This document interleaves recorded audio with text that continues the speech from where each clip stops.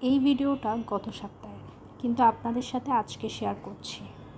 আগের ভিডিওতে বলেছিলাম চিটাং ইউনিভার্সিটির সমাবর্তন হচ্ছে, আর সেই জন্যই আমরা চিটাং যাচ্ছি।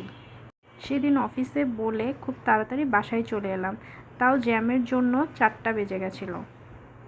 কনভোকেশনের জন্য অফিস থেকে 2 দিন ছুটি নিয়েছিলাম। চিটাং যাচ্ছি বলে কথা। চিটাগং আমাদের দুজনেরই জন্মস্থান। চিটাং আমাদের প্রাণের শহর।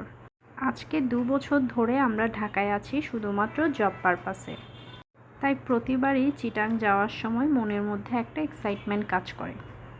আমাদের ফ্রেন্ড সার্কেল, রিলেটিভ সবাই চিটাংয়েই, তাই যতবারই চিটাং যাই সবার সাথে দেখা করি। ঢাকায় থেকে আমরা চিটাংয়ের পরিবেশটাকে খুব মিস করি। আমি অফিস থেকে তাড়াতাড়ি এসে রেডি হয়ে প্রিয়মের জন্য ওয়েট করছিলাম।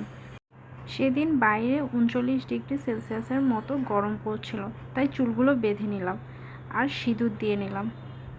সেদিন মনটা খুব ভালো লাগছিল, কারণ আমি আমার চাইল্ডহুড যেখানে কাটিয়েছি সেখানেই যাচ্ছি।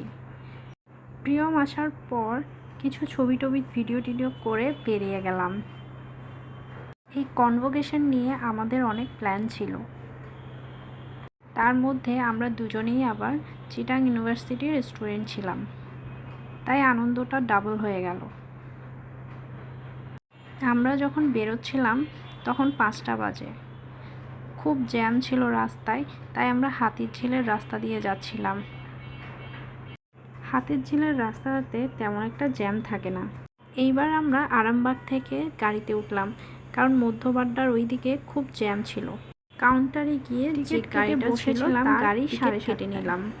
বাস 7:30 চা খেয়ে নিলাম। পাশে একটা ফুড কোর্ট থেকে চাউমিন অর্ডার করলাম।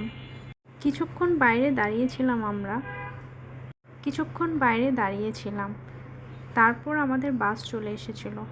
খুব গরম লাগছে বিদায় বাসে উঠে গেলাম। এই চাউমিনের টেস্টটা খুব ভালো ছিল। বাসে উঠে একটা এনার্জি ড্রিঙ্ক খেয়ে নিলাম। আজকে এ পর্যন্ত। Thanks for watching.